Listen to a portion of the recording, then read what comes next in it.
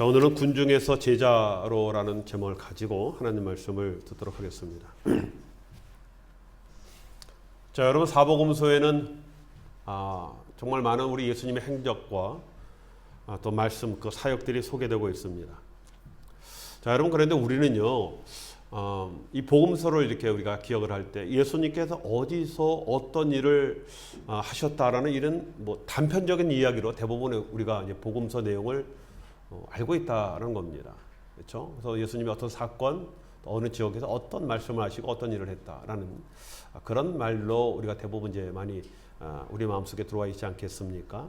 자, 그래서 우리는 예수님의 행적과 말씀을 지명과 사건으로 이제 기억을 많이 해요. 뭐 예를 들면 어디서 어떤 일이 있었다. 또 뭐 그 정도로 우리가 대부분 이제 알고 있다는 겁니다.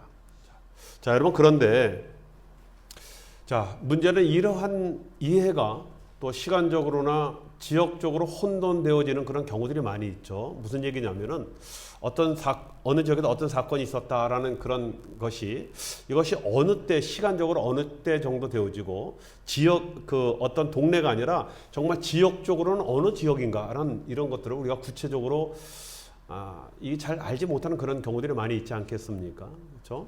여러분, 시간적으로도 예수님의 공생의 기간 중 어느 정도 시점인지 우리가 아는 것이 굉장히 중요하거든요. 또 지역적으로도 이것이 뭐 갈릴리 지역이냐, 아니면은 뭐 유대 지역이냐, 뭐 사마리아 지역이냐, 또 이방 지역이냐, 뭐 이것이 정확하게 구분되지 않는다라는 그런 것입니다. 자, 여러분, 이것이 왜 중요하냐면요. 여러분, 당시의 상황이 있지 않겠습니까? 그렇죠? 이것이 어느 때라고 하면 그때 상황이 있는 거예요. 또 그때 어떤 뭐 주변의 배경이 있지 않겠습니까? 뭐 정치적으로, 경제적으로, 사회적으로 여러 배경이 있고, 뭐 이 모든 것들이요, 예수님의 말씀을 이해하는데 대단히 중요하다는 겁니다. 자, 여러분, 예수님께서 말씀하실 때 그냥 말씀하시는 것이 아니라 그때 주변과 상황과 환경에 부합돼서 말씀을 주시기 때문에 그것을 우리가 정확하게 알 때 말씀을 우리가 제대로 깨닫게 되어지는 겁니다. 자, 여러분, 그래서 우리가 이제 사복음서를 읽을 때 물론 이제 대부분 사복음서가 이제 시간과 공간적으로 좀 이렇게 구분이 되어 있지만 그렇지만 정확한 것은 아니거든요. 더구나 네 가지 복음서가 이게 막 때로는 엉켜 나오기 때문에 때로는 헷갈리는 그런 경우들이 많이 있습니다. 자, 그래서 이 사복음서를 예수님의 행적과 말씀이니까 전체적으로 시간과 공간, 뭐 다른 말로 지역으로 구분해서 그 사건들을 재배열해서 예수님의 3년 동안 공생의 기간 동안 행하신 그 행적과 말씀을 우리가 만약에 들어본다면은 복음서를 이해하는데 또 그 말씀을 깨닫는데 많은 도움이 되게 되어질 것이다라는 겁니다. 자, 여러분, 예수님께서 이 사역하신 지역은 주로 이 네 지역으로 나눠지게 되어져요. 첫 번째는 우리가 잘 알고 있는 갈릴리 지역이죠. 그렇죠?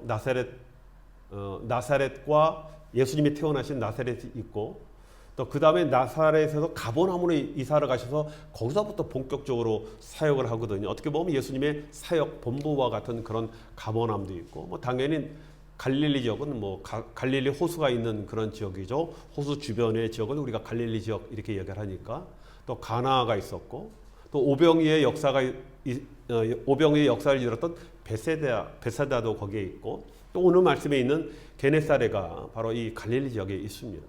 그리고 두 번째는 유대 지역이 있죠. 당연히 유대 지역은 성전이 있는 예루살렘이 유대 지역이었고, 또 예수님께서 태어나신 베들레헴이 유대 지역이었고, 또 삭개오를 만난 여리고가 있고, 또 나사렛 집이 있는 베다니가 유대 지역 아니겠습니까? 또 한 지역이 있죠. 우리가 잘 알고 있는 사마리아 지역. 수가성 여인을 만났던 그 수가성이 있는 것이 이제 사마리아 지역이고, 자, 그다음 마지막에는 이 광야와 이방 지역이 있습니다. 예수님께서 광야에서도 행했던 사역이 나오고 이방 지역에서도 사역을 많이 하셨거든요.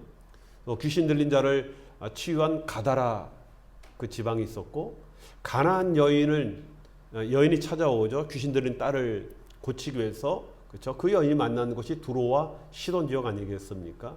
그 다음 7병이어의 역사를 행하셨던 데가볼리가 있었고, 베드로가 신앙 고백을 하죠. 주는 그리스도시요 살아계신 하나님의 아들이십니다라는 가이사라 빌립보도 이방 지역이거든요.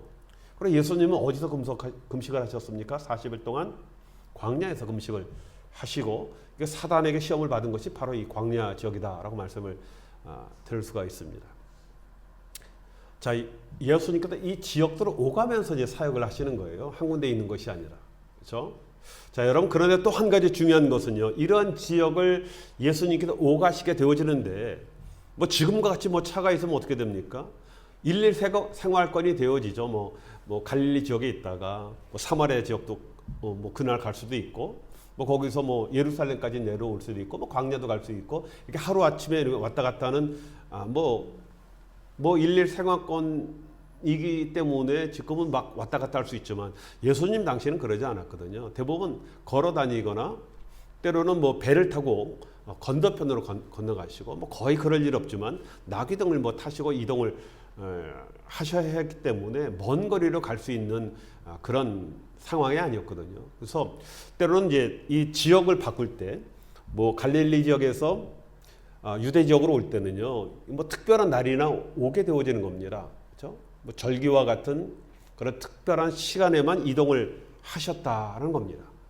자, 여러분, 그래서 이 지역들이요, 이 시간적 순서로 배열을 할 수가 있어요. 어쩌다 가시기 때문에. 그렇죠? 자, 그래서 우리가 복음서를 예수님이 다니신 지역을 이 시간적 순서로 배열을 해서 이해를 하면 정리하는 것뿐만 아니라 당시의 상황과 지역적 특성을 이해하는데 그 예수님의 그 말씀과 사역을 우리가 잘 이해할 수 있게 되어진다는 겁니다.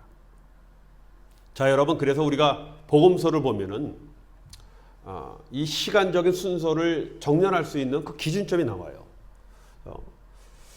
자, 여러분, 그 기준점이 뭡니까? 시간적 순서로 배열할 수 있는 기준점. 뭐 지역적인 것은 뭐 지역이 틀리니까, 그죠?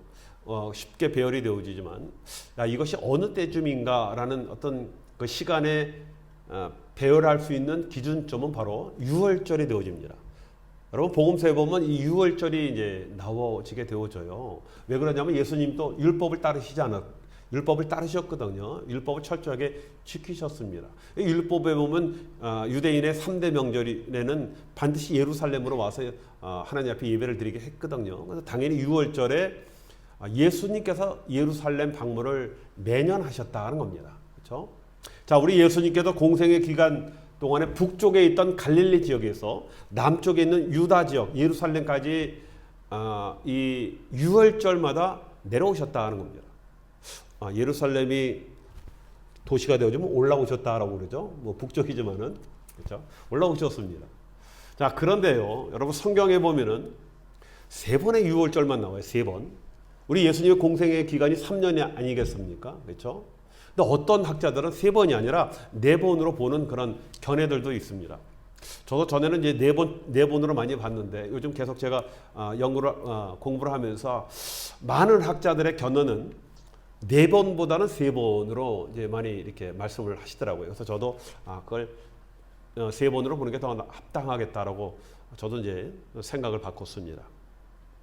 자, 여러분, 그래서 예수님의 행적을 볼 때 이것이 첫 번째 또는 두 번째 유월절 전이냐 후냐 뭐 이렇게 따지면 되거든요. 뭐 예수님께 어떤 사역을 하셨어요? 근데 이것은 예수님의 3번째 유월절 전 또는 3번째 유월절 후 뭐 이렇게 따지게 되어지면 우리가 시간적 배열을 하기가 쉽고, 그리고 어느 지역에서 무슨 일을 하셨느냐라고 정리를 하게 되어지냐면은 복음서를 잘 이해하게 되어진다는 겁니다. 오늘 갑자기 설교 시간에 아이 목사님 성경 공부하십니까? 자, 여러분, 어떤 분들은 뭐 이것이 우리에게 중요합니까? 라고 말할 수 있어요. 그냥 보면 됐지. 그건 목사님 같은 그런 분이나 좀 그렇게 따져가시면서 보시지 뭐 저희에게 뭐 이렇게 이럴 필요가 있겠습니까? 라고 이렇게 얘기할 수 있는데, 여러분, 이 어떠한 시점과 그 당시의 상황, 또 어느 지역에서 어떤 일을 하시고 말씀을 하셨는가. 자, 여러분, 이것은 예수님의 말씀의 의도와 의미를 이해하는데, 또 다른 말로 해석을 하는데 대단히 중요하기 때문에 여러분 중요합니다. 여러분들 그냥 말씀을 말씀 그대로 받아보면은요, 이게 굉장히 말씀이 좀 드라이해요. 어떨 때 보면 잘못 적용될 수도 있습니다. 왜 예수님께서 어떤 상황에서 이런 말씀을 하셨는가를 우리가 조금 더 알게 되어지면 그 말씀이 더 은혜가 되어지고 또 우리의 삶 속에 적용하고 이해하는 데 도움이 되게 되어집니다. 그래서 이렇게 말씀을 정리를 하면은요, 아까 말씀드린 것 같이 잘 이해가 되어지고 기억을 할 수 있게 되어지는 겁니다. 자, 그래서 오늘 말씀이요. 그렇죠? 먼저 13절에 보면요. 배를 타고 빈들에 가시니라고 이렇게 말씀을 하셨거든요. 자, 여러분, 이것은요, 예수님께서 갈릴리 지역에 계시다가, 그렇죠? 벳세다에 있는 빈들로 가셨다, 그 얘기입니다. 그렇죠? 그러니까 갈릴리 지역에서 이쪽에서 배를 타고 그 호수 다른 쪽으로 가셨다, 그 얘기입니다. 자, 먼저 제자들을 이제 배로 보내시죠. 그리고 나중에 우리 이 갈릴리 호수를 우리 예수님께서 걸어서 건너가십니다. 그렇죠? 근데 그때 먼저 갔던 제자들이 풍랑을 만나게 되어지죠. 그래서 풍랑이 만나서 뭐 이제 다 뭐 중리산이 뭐 소동이 날 때, 그때 우리 예수님께서 그 폭풍 속을, 그 물 위를 걸어서 그 제자들의 그 배로 오거든요. 한밤중 아니겠습니까? 그렇죠? 그래서 제자들이 캄캄한 바다 위로 폭풍이 막 일어나는데 뭐가 다가오니까 뭐라고 생각했겠습니까? 이거 유령 아니냐? 유령이라고 막 소리를 지르면서 이제 무서워할 때 우리 예수님께서 나니까 두려워하지 말라, 이 말씀을 하십니다. 그걸 보고 베드로가 뭐라고 얘기합니까? 주시면은 나로 명하여 물 위로 오라, 그렇게 하게 해 주십시오라고 얘기하죠. 우리 주님께서 오라라고 하니까 그때 이제 베드로가 물 위를 걷는 기적을 체험한 사건이 이때 일어난 그런 사건이거든요. 그 후 이제 도착한 게 이제 게네사레로 다시 돌아와서 오늘 말씀의 이 사역을 우리 예수님께서 하게 되어지는 겁니다. 여러분, 대충 이런 지역이라든가 대충 그 상황을 우리가 이해하면 이 말씀 이해하기가 참 쉽거든요. 자, 그래서 오늘 말씀은요, 우리 예수님의 마지막 유월절을 보내시기 얼마 남지 않은 그럴 때 일어난 그런 사건이다라는 겁니다. 예수님의 마지막 유월절을 보내시고 십자가에 달려 돌아가시거든요. 그렇죠? 그래서 한 6개월 전 정도 되지 않을까라고 우리가 추측을 할 수 있거든요. 자, 여러분, 왜냐하면 예수님은 얼마 있다가 지금 날짜로 환산하면은 10월 초, 9월 말이나 10월 초, 이때 초막절이었거든. 이때 예루살렘에서 보내시고, 그리고 6월절은 그 다음엔 3월 말이나 4월 초, 지금 우리 달력으로 따지면 이때가 6월절이거든. 이때 6월절에 예루살렘에 가셔서 결국 십자가에 달려 돌아가시게 되어진다는 겁니다. 자, 여러분, 제가 오늘 이렇게 자세하게 여러분 복음서를 설명하는 것은 앞으로 여러분들이 복음서를 볼 때 이런 관점으로 우리가 성경을 읽게 되어지면은 아마 우리가 말씀을 이해하는데 더 참조하기 위해서 이렇게 여러분들에게 말씀을 드립니다. 자, 여러분, 오늘 35절에 보니까 이제 우리 예수님께서 벳세다에서 오병이어를 하시고 그 배를 이제 건너오셨다라고 했죠. 그래서 이제 게네사라에 이제 도착을 하셨거든요. 그런데 그곳 사람들이 예수인지 알고라고 나와 있습니다. 35절에 보면, 여러분, 게네사라에서 그 가버나움, 예수님의 본부, 집이 그 숙소가 있는 그곳까지는 거리로 약 한 5km 정도, 그 정도 거리밖에 되지 않는다라고 합니다. 직선 거리는 한 3km. 당시에 이렇게 길은 좀 돌아가야 되지 않겠습니까? 한 5km 정도. 걸어서 1시간 정도, 그 정도 거리거든요.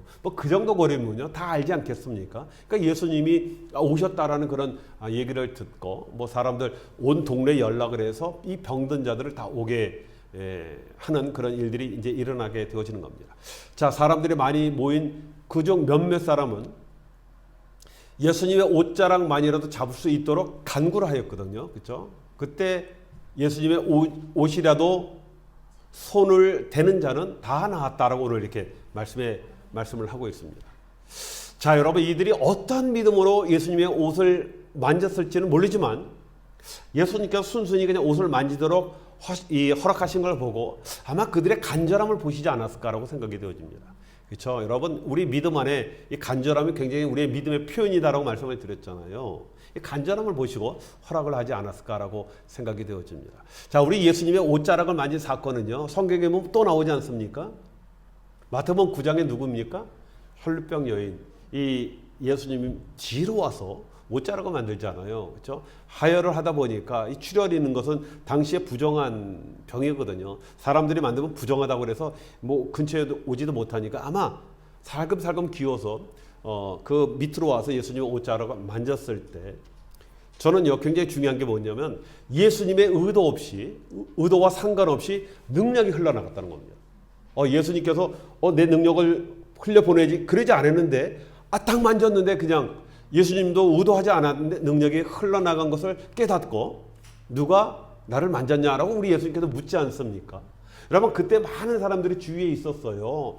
뭐 그때니까 막 사람들이 밀치고 젖히고 제자들이 경호한다고 되게 했습니까? 와서 예수님도 만지는 사람도 있고 같이 와서 대화하는 사람도 여러 많은 사람들이 있었는데 그럼에도 불구하고 많은 사람들이 그렇게 밀쳤지만은 그때는 능력이 흐르지 않았거든요. 그런데 누가 와서 옷자락을 딱 만졌는데 능력이 흐른 것 이걸 예수님께서 깨닫지 않습니까? 이 여인이 만졌을 때 능력이 흐르게 되어진 것 여러분 이것도 우연이 아니었다는 겁니다. 자 여러분 그러면 사람들이 예수를 잡을 때 누구는 능력이 흐르고 누구는 능력이 흐르지 않는 그 이유가 무엇인가? 누구는 예수님 앞에 기도했는데 그 기도의 응답을 그 자리에 받았지만은 누구는 받지 못하는 그 이유는 무엇인가? 여러분 혈루병 여인의 사건에서는 예수님이 의도하지 않았음에도 능력이 흘렀다라고 말씀하신 것 저는 여기에 우리가 주목해 할 필요가 있어요. 그렇죠? 여러분 우리가 응답받는 것 이거는 우리에게 책임이 많이 있다는 겁니다. 주님이 의도하지 않았음에도 능력이 흐른다니까요. 그렇죠? 여러분 당시에 예수님을 따랐던 사람들은요. 저는 두 부류로 나눌 수 있어요. 크게 군중과 제자, 무리들과 제자 이렇게 나눌 수 있거든요. 여러분 제자라 하는 것은요. 물론 예수님이 지명한 사도들이 제자들이었죠. 그들을 뿐만 아니라 또 제자들이 있었거든요. 여러분 제자의 기준이 과연 무엇일까? 사람들이 믿는 사람들은 제자 이렇게 얘기하고 있지만 믿음의 기준이 과연 그때는 무엇이었을까? 여러분 예수님 당시 믿음의 기준은 딱 한 가지예요. 예수가 하나님이다라는 이 믿음입니다. 여러분 이게 쉬운 믿음이 아니었거든요. 그렇죠?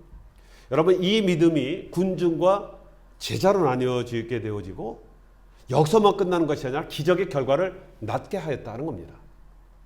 자 여러분 당시의 믿음의 기준이 이거였거든요. 예수가 하나님이다 하는 것은. 또 하나가 있죠. 또 하나의 기준. 율법으로 행하는 것이 아니라 믿음으로 하나님의 자녀가 되어진다. 이건 나중에 이 비밀을 사도 바울이 깨닫고 가르치지 않습니까? 여러분 이것이 나중에 우리 유대교와 기독교의 근본적인 차이가 되게 되어지는 겁니다. 여러분 사도 바울이요. 그 3차 나중에 로마까지 가서 복음을 전하면서 딱 외친 게 딱 그거 한 가지예요. 예수가 하나님이다. 그리고 그 예수를 믿음으로 너희가 구원받는다. 딱 이 메시지입니다.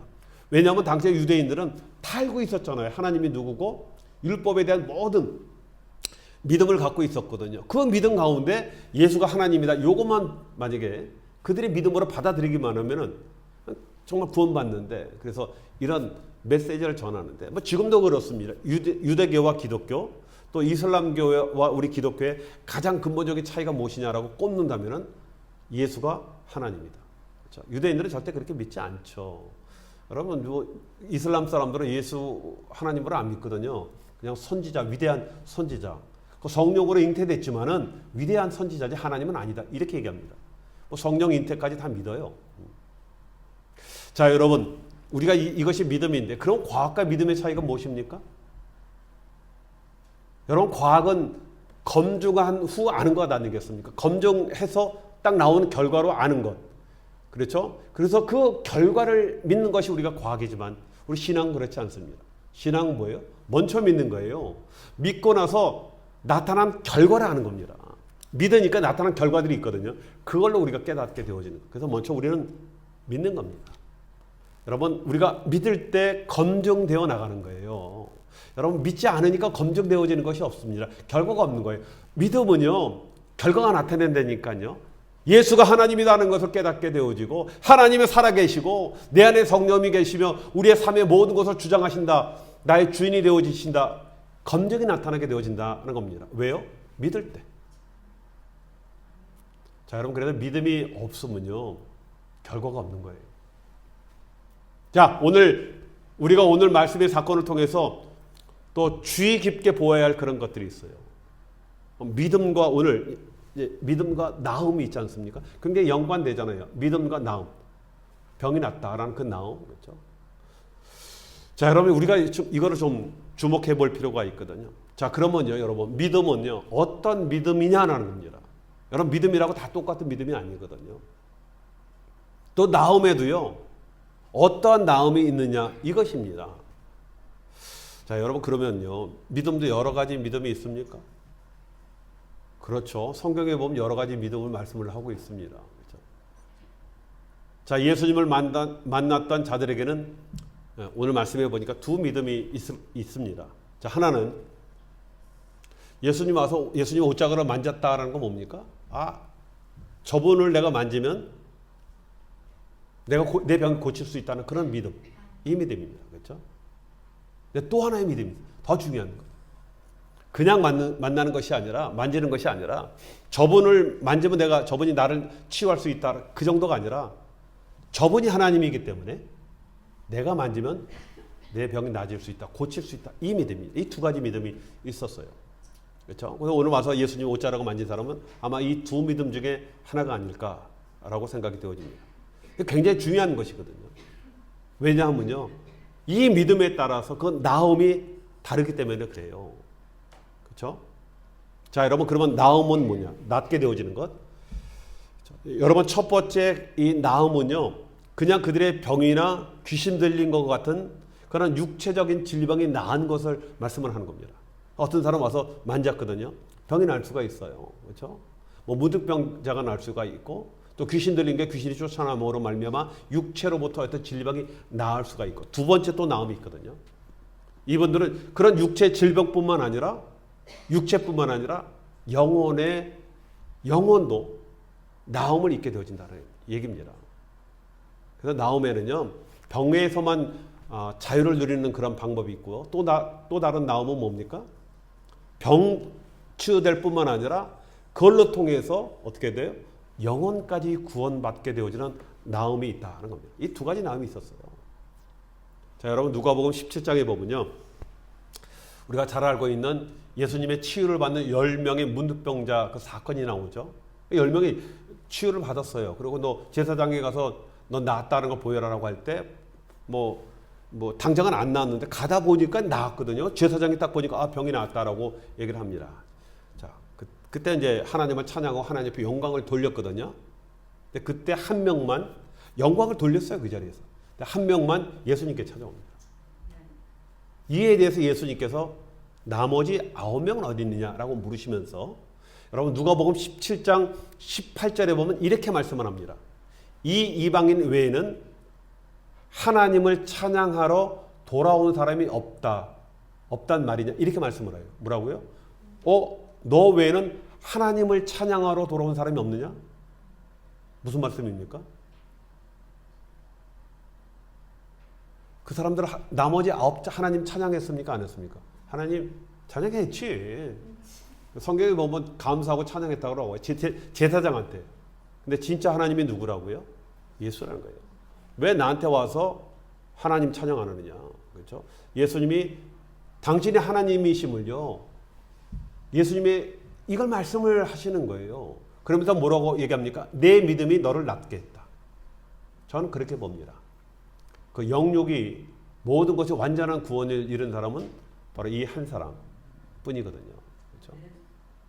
10명의 치유자 중에 사마리아 한 사람만 참 제자로 말씀을 하시는 겁니다. 그래서 이 사마리아 사람만 육체뿐만 아니라 문득병 날 뿐만 아니라 그 영혼마저도 구원받는 놀라운 역사. 왜냐하면 예수를 하나님으로 고백을, 또 구세주로 고백을 했기 때문에 그렇습니다. 자, 여러분, 예수님 주위에는 많은 사람들이 있었다라고 말씀을 드렸죠. 그 중에 예수님의 옷자락이라도 만지는 자들이 있었고, 이들이 나음을 다 입었다라고 얘기했거든요. 그런데 그 나음에는 두 가지 나음으로 나눠졌다라고 말씀을 드렸죠. 결국 사람들은 둘로 나눠지는 겁니다. 군중과 제자. 나음을 입었지만은 군중과 제자로 나눠지는 거예요. 자, 여러분, 군중은 그냥 예수님에 대한 호기심이나 또 뭐 친구를 따라온 사람들이 있을 것이고, 어떤 사람은 자신의 목적 때문에 병이나 귀신 들린 것을 치유하기 위해 나온 그런 사람들. 자, 우리 이런 사람들 우리 군중 그렇게 얘기를 하죠. 또 반복되어서 얘기하는 제자는 예수님이 하나님이심을 믿고 또 치유받기 위해서 나온 그런 사람들. 하나님이시니까, 저분이 하나님이니까 나를 치유하실 수 있다는 그런 믿음으로 나온 그런 자들은 우리 제자, 이렇게 이야기를 할 수 있습니다. 자, 여러분, 군중 중에는요, 그냥 예수님 얼굴이나 보고 또 치유만 받고 간 그런 사람들이 있을 겁니다. 자, 그러나 군중 중에 예수님을 만나고 말씀을 듣고 치유를 받음으로 예수가 하나님이심을 믿게 되어지는 그런 자. 그래서 전에는 군중이었지만은 제자가 되어진 그런 사람도 당연히 있을 것이다 라는 겁니다. 찾아와서 예수의 옷자락을 잡을 때 그 당시에 그들은 군중이었지만은 그 옷자락을 만지는 잡는 순간 그 육체가 치유가 되어지는 거 보면서 그 영이 깨어지면서 아, 저분이 하나님이구나 라고 깨닫게 되어지며 제자가 되어지는 그런 사람이 있고, 어떤 사람은 그냥 육체만 난 것만 기뻐하면서 돌아가는, 여전히 군중으로 남는 그런 사람이 있었을 것입니다. 자, 여러분, 어떻게 처음부터 뭐 제자가 되겠습니까? 그렇죠? 그런 사람은 아마 없을 거예요. 예수님 보자마자 저분 하나님이래, 그렇게 그런 사람은 없을 겁니다. 물론 성경에 보면 세례 요한 같이 예수님을 보자마자, 그렇죠? 그가 누구지 안 그런 사람, 그건 뭐 태내부터 천사로부터 뭐 계시로 받았기 때문에 그런 것 아니겠습니까? 대부분 군중으로 있다가 예수님을 만나고 그 말씀을 듣고 그 예수님으로부터 권유나 치유를 받음으로 제자가 되어지는 대부분의 사람들은 그런 것 아니겠습니까? 뭐 이런 것들이 순간적으로 될 수도 있겠지만 서서히 시간이 지나가면서 예수님과 동행하고 그 말씀을 들으면서 신뢰와 믿음이 쌓아가면서 제자가 되어지는 대부분의 경우가 그런 경우 아니겠습니까? 뭐 여러분들도 그런 경우 아니겠습니까? 뭐 지금은 전에는 뭐 예수에 대해서 전혀 관심도 없고 뭐 특별한 뭐 그런 것도 없었지만은 우리가 신앙생활을 하면서 조금씩 예수가 하나님이다라는 것을 우리가 깨닫게 되어지는 그런 믿음으로 성장되게 되어진다는 겁니다.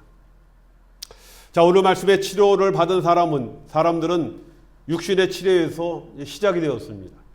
자, 그러나 이러한 육신의 치료에서 끝나는 것이 아니라 기적을 통해서 예수를 하나님으로 믿음으로 영원히 구원받는 믿음까지 당연히 나가야 하는 것 아니겠습니까? 그렇죠? 여러분, 이것이 치유의 목적이에요. 우리 예수님께서 많은 치유 사역을 하시는데 이것이 치유의 목적입니다. 예수께서 치유하신 이유가 바로 여기에 있다는 겁니다.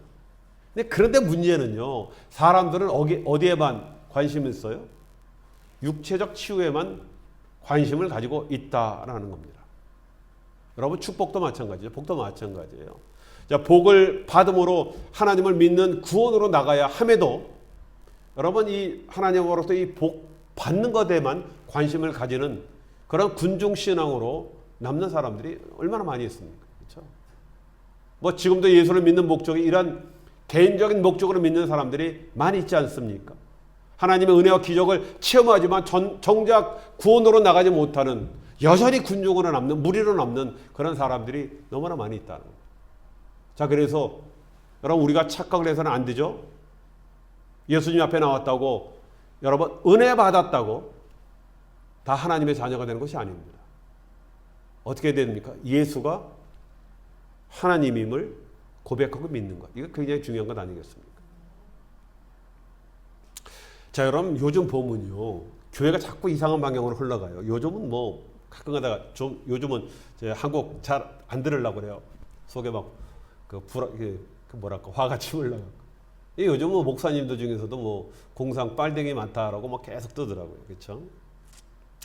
하여튼 요즘 교회가 자꾸 이상한 방향으로 흘러가는 그런 경우들이 좀 많이 있죠. 왜 그렇습니까? 군중들이 많기 때문에 그래요. 교회에 너무나 군중들이, 무리들이 많이 있습니다. 은혜를 받았다. 그래서 다 하나님의 자녀, 내가 하나님의 자녀다라고 착각을 하는 겁니다. 여러분, 예수님 당시에도 그렇게 예수님을 따랐던 사람이 나중에 예수를 십자가에 못 박으라고 소리 지르고 돌 던진 것. 그렇죠? 왜 그렇습니까? 군중에서 제자로 되지 못했기 때문에. 예수님을 따랐지만은 제자로 되지 못했기 때문에 그런 것 아니겠습니까? 자, 여러분, 믿음이 없으니 나중에 자신의 뜻과 생각에 맞지 않으면요, 돌아서고 돌을 던지는 거예요. 군중이 되어버리는 겁니다. 자, 여러분, 복음서에 나오는 사람들 중 일부가 군중으로 남고 제자로 나가지 못한 이유 많이 있죠. 성경에 보면요. 우리가 이것을 좀 분석해 볼 필요가 있지 않겠습니까? 자, 이것은 예수님의 말씀과 사람들의 반응을 통해 알 수 있거든요. 여러분, 주요 이유는 대부분 이렇습니다. 말씀을 제대로 깨닫지 못하기 때문에. 그렇죠? 많은 사람들이 예수님의 기적과 가르침에 매료되거든요. 근데 그것이 진정으로 그들의 믿음으로 이어지지 않는다는 거예요. 말씀을 때 은혜 받아요. 맞아. 너무나 맞는 말씀이야. 나도 저랬으면 좋겠다라고 하지만은 그것이 믿음으로 이어지지 않는다는 거예요. 여러분, 예를 들어서 요한복음 6장에 보면 오병이어의 기적 후에 예수님이 하늘의 떡에 대해서 말씀을 하셨거든요. 너희들이 지금 땅의 떡을 먹지만은 하늘의 떡이 있다. 이걸 말씀하실 때 사람들이 뭐라고 여러분 합니까? 요한복음 6장 보면 하늘의 떡이 누구예요? 예수님 자신을 말씀하시거든요. 근데 사람들이요, 저 말씀 너무 어려워, 골치 아파라고 듣질 않아요. 그들이 먹어야 할 떡은 누구예요? 하늘의 떡을 먹어야 되거든. 예수를 만나야 되거든. 예수의 그 떡을 먹어야 되는데 그걸 못 먹습니다. 너무 어렵다. 그들은 예수님의 가르침이 자신들의 기대와 나 상황과 그게 나한테 뭐가 중요해요? 맞지 않는 거예요. 이해가 되지 않는 겁니다. 그리고 포기하고 떠나버리는 그런 경우들이 있지 않습니까? 또 있죠. 세상의 욕망과 철저하게 나 중심적인 자기 중심성 때문에 그렇습니다. 예수님을 따랐던 많은 사람들, 군중들, 일부는요, 어떤 물질적 이익이나 기적을 기대하면서 예수님을 따랐거든요. 여러분, 예수님은 낮아짐과 섬김, 그리고 버릴 것을 얘기하셨어요. 많은 사람들은 내가 높아지고 많은 것을 내 주변으로 갖기 원했는데, 그런데 예수님은 낮아지고 섬기고, 너희들이 갖기를 원하느냐? 버려라. 높아지기 원하느냐? 낮아져라. 섬김 받기 원하느냐? 섬겨라. 라는 역설적 말씀을 계속 던지는 거예요. 결국 이 말씀이 이해가 되지 않습니다. 내 생각과 다르거든요. 따르지 못하고, 여러분, 세속적인 욕망을 버리지 못하는 사람들, 예수님을 따르는 군중으로 왔지만은 결국 제자가 되지 못한 그런 사람 아니겠습니까? 그것뿐만 아니라 여러분, 사회적, 종교적 핍박들이 있잖아요. 그렇죠? 요즘도 깨시민이 되기 위해서 말 잘못했다가 곤욕 치르는 분들이 많이 있습니다. 여러분, 예수님을 따르는 것은 당시 유대 사람들에게 배척과 박해를 받는 그런 일이 있지 않았습니까? 여러분, 바리새인이나 율법학자들은 예수님을 따르는 그런 자들을 적대적으로 보았거든요. 그렇죠? 잘못하면 내 출세길이 막힐 수가 있거든. 이것을 두려워하는 사람들이 제자가 되는 것 망설였거든요. 그렇죠? 이것저것 따져보니까 이거 예수 믿었다가 나한테 도움될 거 없네. 그래서 그냥 여전히 군중으로 남는 그런 사람들. 예수님 시대 때 얘기입니까? 지금 우리 시대 아니에요. 지금. 그렇죠? 교회 주일날 나가는 것보다 내가 정말 주일날 가서 하루 더 장사해서 돈 버는 거, 이게 더 낫지 않겠어? 라고 따지는 그런 사람들. 결국 군중에서 제자가 되지 못한다는 겁니다. 자, 여러분, 우리가 군중에서 제자가 되기 위해서는 여러 가지 증거를 보고 또 말씀을 듣고, 그다음 중요한 것은요, 예수를 믿고 따르려는 결단이 필요한 거예요. 그렇죠? 여러분, 우리가 군중에서 제자가 되어지는 것은 우리의 선택입니다. 그래서 거기에 대한 책임은 우리에게 있는 것 아니겠습니까? 자, 여러분, 군중으로 그 정도 따라다녔으면은 이제는 예수가 누군지 아는 것 아니겠습니까? 그렇게 많은 말씀을 듣고 그분이 행했던 기적과 진리를 보지 않았습니까? 또 그분만이 저분이 정말 길이다라고 우리가 또 이해되고, 우리 또 때로 우리가 말로 고백을 했으면은 이제는 바짝 따라붙어서 그분을 제자가 되어오겠다라는 결심을 해야 하는 것 아니겠습니까? 자, 여러분, 이제는 이제 더 이상 멀찌감치 따라다니는 그런 군중이 아니라, 자, 여러분, 군중에서 제자로 거듭나는 그런 사건이 여러분 내 삶 속에서 일어나야 되는 거예요. 그래서 하나님의 약속의 상속자로 영원한 천국을 우리가 이제 소유하는 그런 자가 되어야 되지 않겠습니까? 네. 자, 저와 여러분 이 땅에서도 이러한 승리의 삶을 사는 저와 여러분 되시길 주님의 이름으로 축원드리겠습니다.